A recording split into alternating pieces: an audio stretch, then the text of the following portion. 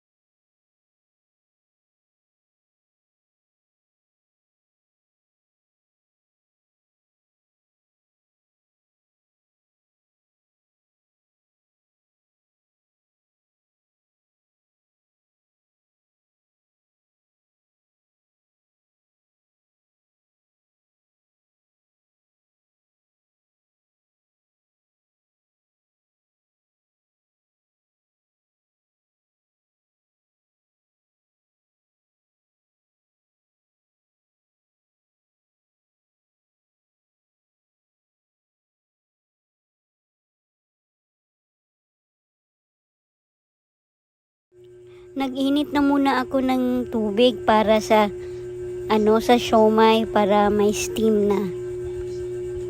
So ayun, patuloy ako sa pagbabalot ng pork sa dumpling wrap.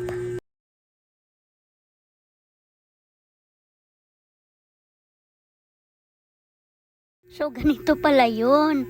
Talagang i-close mo yan, ganyan. Kung hindi pa malapit na ako matapos kasi paubos na yung wrap, doon ko pa nalaman na ganyan pala. Pero okay lang, masarap naman Sorry naman, tao lang so, po. Pagkatapos nito, nilagay ko sa steamer. Tapos, ayun, niluto namin.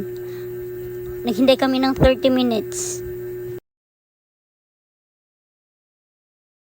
After 30 minutes, the moment of truth. Talagang titikman muna natin. Ayun, grabe yung uso ko. Ayun, kumuha ako ng isa. Titikman ko muna. Cause wala akong kalamansi. Kinuha ko na lang muna yung toyo mansi sa 7-Eleven. Yung sa siomai nila na binili namin kahapon. So, ito na. Tikima na. Ayan, yung chili garlic ko na maraming sili. Hindi ko pala nagpakita sa video yung paglagay ko ng sili. Nilagyan ko ng sili haba at saka yung yung maanghang na sili.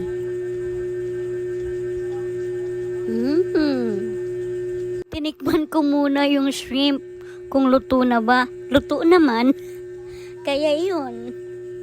Kuha ako ng knife kasi mainit pa siya.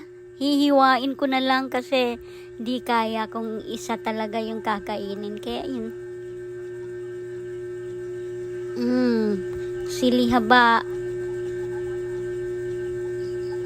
Ang sarap talaga. Walang biro. Talagang masarap. Tapos pinatikim ko kay sabi niya mamaya na daw kasi may ginagawa pa siya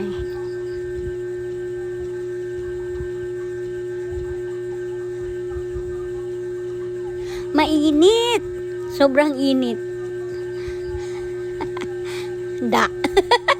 Kinamay.